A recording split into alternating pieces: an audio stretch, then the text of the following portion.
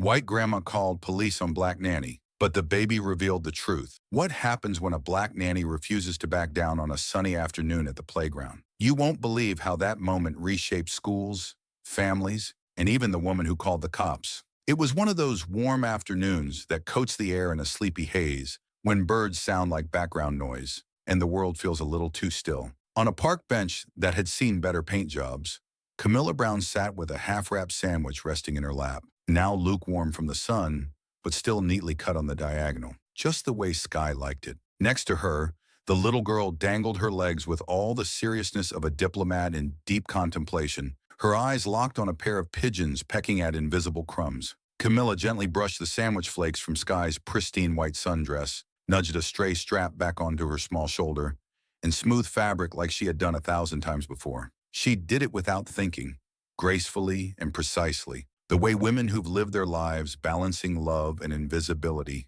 tend to move. That's how it started, with kindness, with a maternal instinct so second nature, it barely had a name anymore. But here's the kicker. In this country, a black woman showing tenderness to a white child is not seen as love. It's seen as a potential crime scene. Enter stage left, the grandmother in the lilac cardigan, the kind who always looks like she's just finished writing a letter to the HOA about someone's lawn furniture. She had that haircut. You know the one. The I speak to the manager and the mayor kind of cut. Her mouth was pinched tight, like she'd been sucking on a lemon since 1956. And her eyes locked on Camilla as if this moment had been ordained since Reconstruction. "Excuse me," the woman said, leaning in like she was about to ask for directions to the nearest synagogue, but wasn't entirely convinced she should have to share space with non-Christians. "Is this your child?" Camilla saw it coming. You can feel these things before they even finish forming in a bigot's throat. Still, she smiled, the kind of smile you use when you're trying not to cuss someone out in front of a 5-year-old. "Number, I'm her nanny." The woman stepped back like Camilla had just announced she was a getaway driver for a jewelry heist. "And the mother, she's aware that you're here with her?" Camilla didn't move an inch. Her voice was calm, measured, clipped in the way only someone with experience and zero tolerance can deliver. "Her mother's at work. Like most grown folks are at 4 in the afternoon. I picked up Sky from school, as I do every weekday. On schedule, with permission, all legal, all official. Would you like to see credentials?" The woman blinked as if Camilla's fluency and competence offended her. "You don't need to be rude, and you don't need to be suspicious.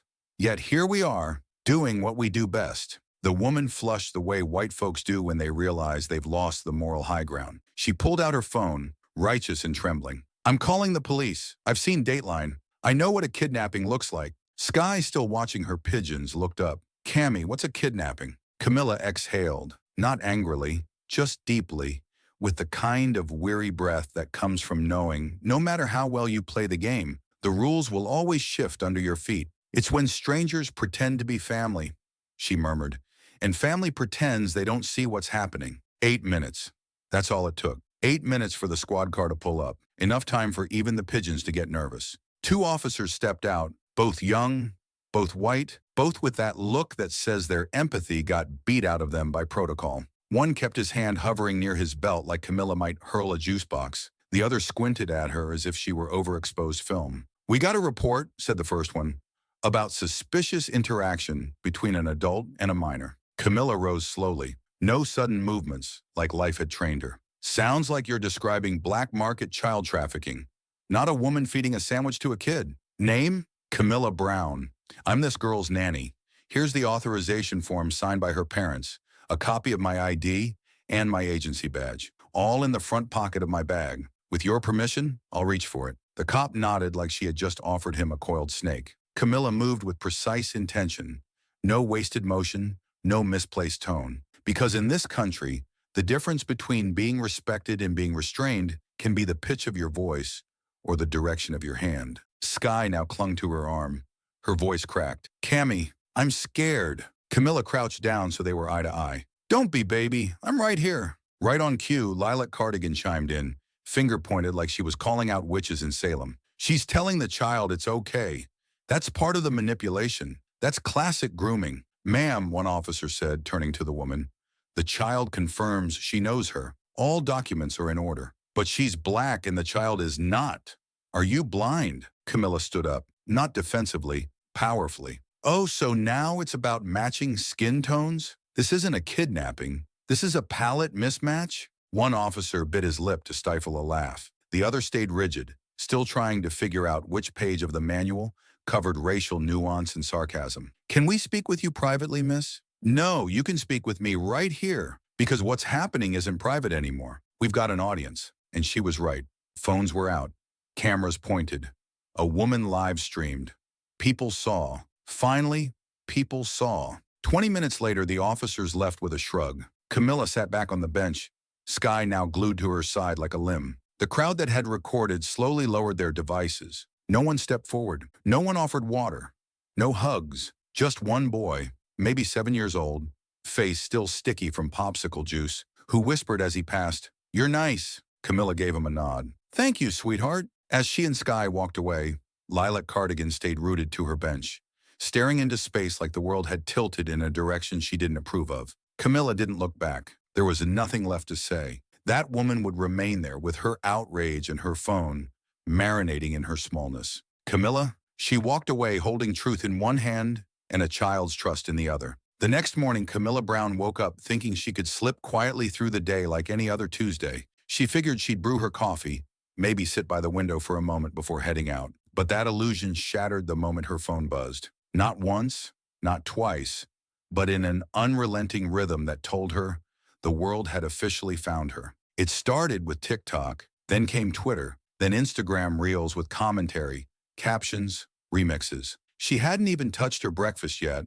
when someone tagged her in a video with 2 million views and climbing. A gray-haired woman shrieking, "She's black," was now the third most viral soundbite in the country. And then came the message from Stephanie, Sky's mother. "Camilla, I just got a call from a colleague. He asked if our nanny is trending nationwide. Are you okay?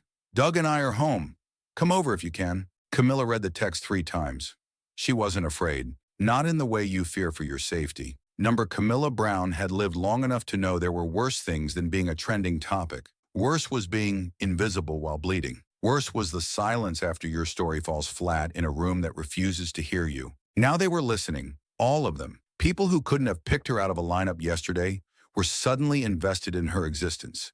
And that felt strange, like being handed a microphone without warning that the cameras were already rolling. She drove to Stephanie's house in a daze, not foggy, but surreal, as if her tires weren't on pavement, but floating through a reality that belonged to someone else. When she pulled up, 3 cars were already in the driveway. One of them bore the unmistakable logo of a local news station. Camilla muttered under her breath, "Of course, it's like The Help all over again, except I'm not wearing a uniform, and I damn sure ain't serving pie." Inside, Sky ran into her arms like time had unraveled. The hug was fierce, not the kind of hug kids give after a scraped knee, but the kind that says, "I saw the world act ugly, and you're still my safe place." Stephanie sat in the kitchen twisting her wedding ring around and around. Douglas stood by the window, arms crossed like a man trying to hold back 100 years of history with posture alone. They were white, progressive, and woke in the ways that looked good on paper. And still, in that kitchen, Camilla felt more vulnerable than she had when the cop's hand hovered near his holster. "We saw everything," Stephanie said first, voice quiet but firm. "We want to file an official complaint." Camilla's eyes narrowed, not unkindly, just with the fatigue of someone who'd been promised solidarity far too many times by people who disappeared at the first sign of inconvenience. "Do you want to? Or do you need to?" For optics, question mark. Her voice didn't shake. It wasn't angry either. It was weary. The kind of exhaustion that comes from constantly having to be grateful just to be acknowledged. Douglas started to reply, but Camilla raised a hand, not to silence, but to signal she was done with pleasantries. "I don't want a settlement. I don't want press interviews or trending hashtags. I don't need applause from people who wouldn't have made eye contact with me last week. But I won't stand by while Sky grows up in a world that teaches her to fear love when it's coming from the wrong skin tone." Silence, thick, heavy silence. "I'll speak," Camilla said finally. "Not for likes.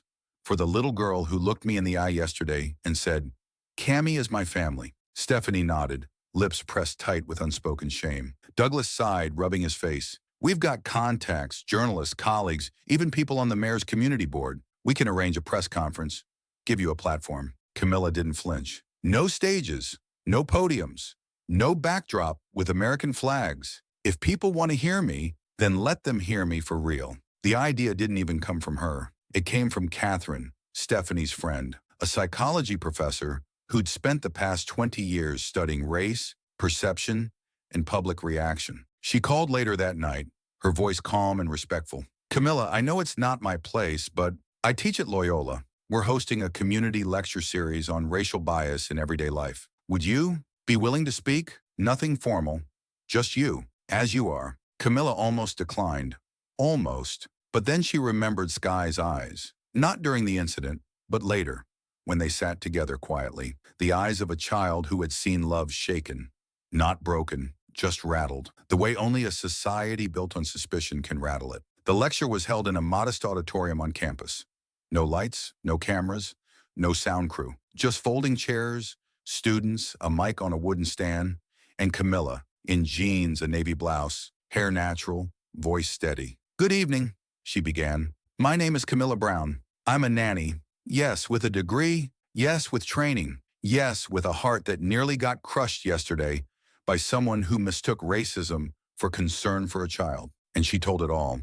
How she'd been stared down like she didn't belong. How the officer's hands danced around her bag like it held contraband instead of crayons. How the grandmother had shouted "stranger," not realizing that the only real stranger in the story was herself. "You want to know how this still happens in 2025? Camilla said, eyes scanning the room. "I want to know why you're only just asking now." Not a sound. Even the students who usually multitasked with tweets and group chats were frozen.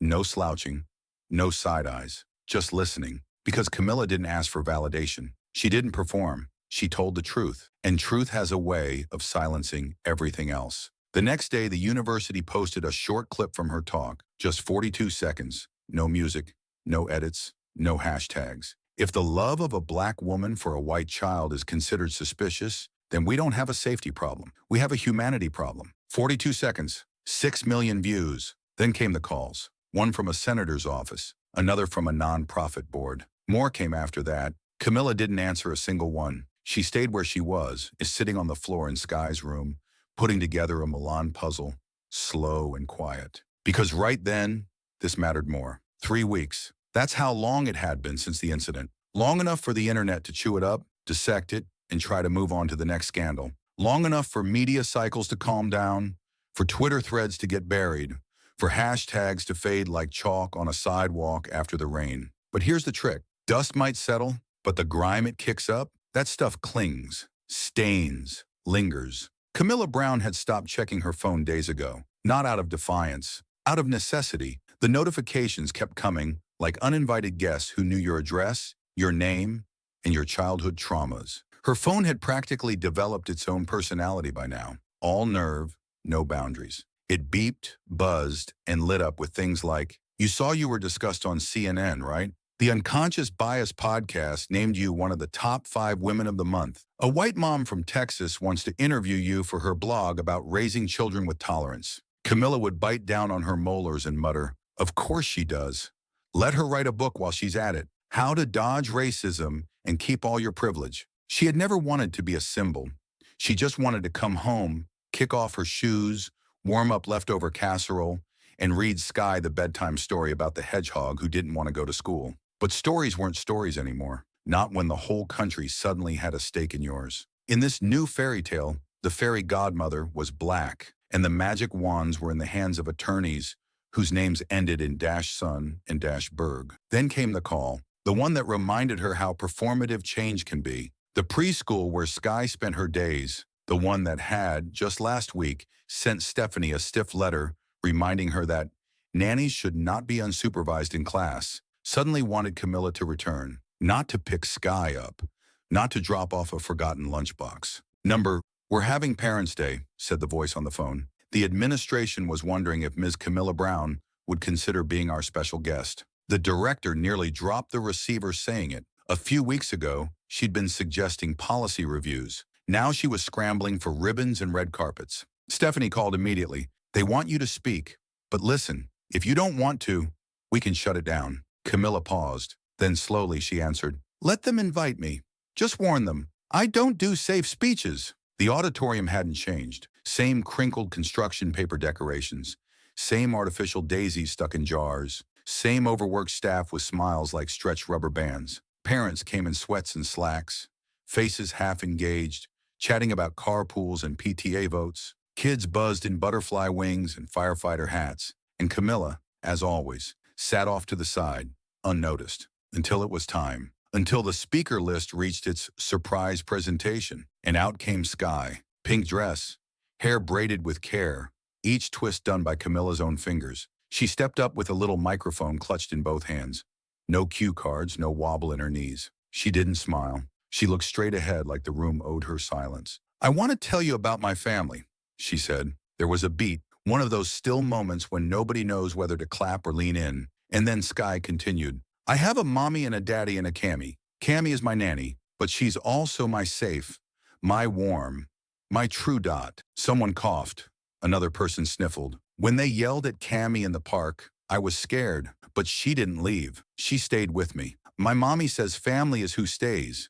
So Cammy is my family." The room held its breath. Teachers froze mid-step. Parents sat up straighter. Someone in the third row looked down, not out of boredom, but out of shame. Afterward, people moved slowly, like the air had shifted weight. The director, the same one who once wrote policy emails, approached Camilla, hands folded like she'd rehearsed the gesture. "That was powerful," she said. "We were wondering, would you consider leading a workshop for our parents on, resilience and interracial connection?" Camilla raised an eyebrow. "Resilience," she repeated, tasting the word like it had spoiled. "You want me to teach white folks how not to be racist and make it sound polite? We just think you offer a unique perspective." "Sure, especially when it doesn't scare anyone." She didn't smile, didn't need to. Later that evening, Stephanie and Douglas invited Camilla for dinner. Just the three of them. Nothing fancy.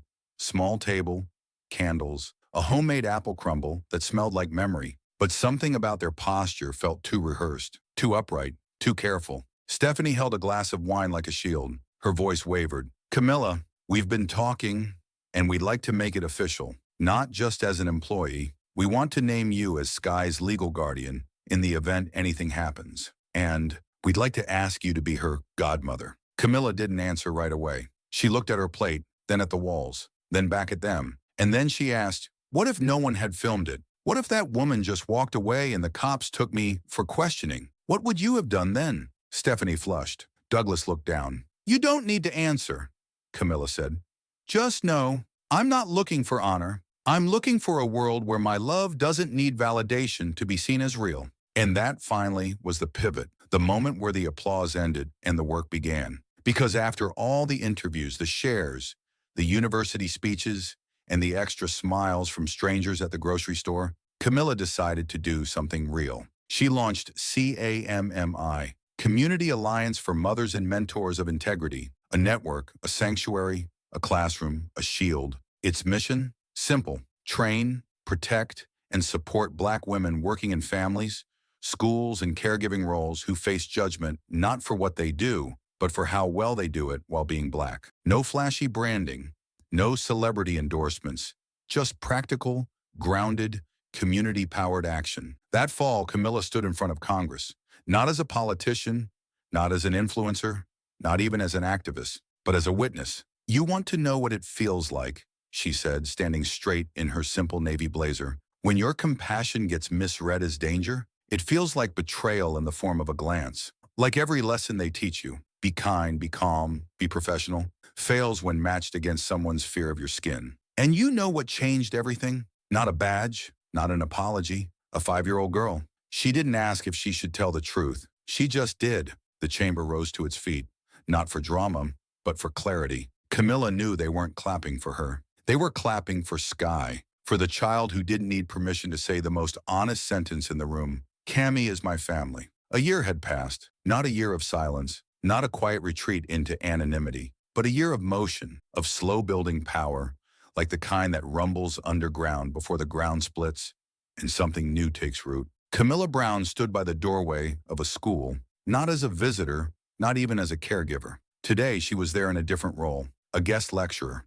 Her badge read, "Camilla Brown, Specialist in Racial Perception and Educational Bias." On her door was a printed placard, not handwritten, not temporary, printed. She wasn't just in the room anymore. She was the reason the room existed. Inside, a handful of young interns scribbled notes like their pens were trying to catch up with history itself. Their heads nodded, their brows furrowed. And every now and then, when Camilla let out one of her signature remarks, part sarcasm, part sermon, full of truth, they chuckled nervously, the way people do when they're halfway between learning and unlearning. "Let me make something plain," Camilla told them on her first day, pacing the front of the seminar room with the calm swagger of someone who'd earned her voice the hard way. "When someone says, 'I just don't feel comfortable leaving my child with a stranger, and that stranger looks like me,' what they're really saying isn't about trust. It's about color, and don't let the smile fool you. That ain't a question. That's a velvet-wrapped accusation." She paused, let it sit, then smiled thinly.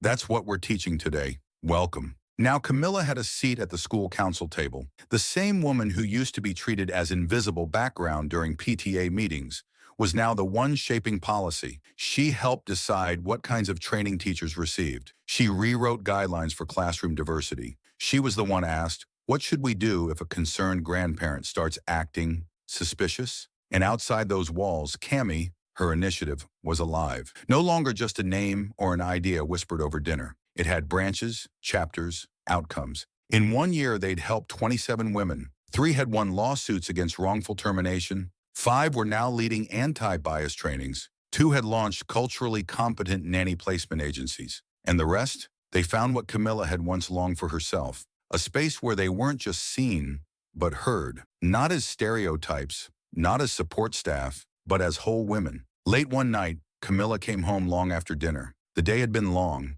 the kind of long that leaves a weight in your bones. On the kitchen table was a card from Sky. The handwriting was blocky, all capital letters, the kind kids use when they're trying to sound like adults. "Cammie, you're like a second mom, but with jokes. Thank you for not giving up. You're my strong." Camilla felt the tear before it fell. It wasn't just the words, it was the truth behind them.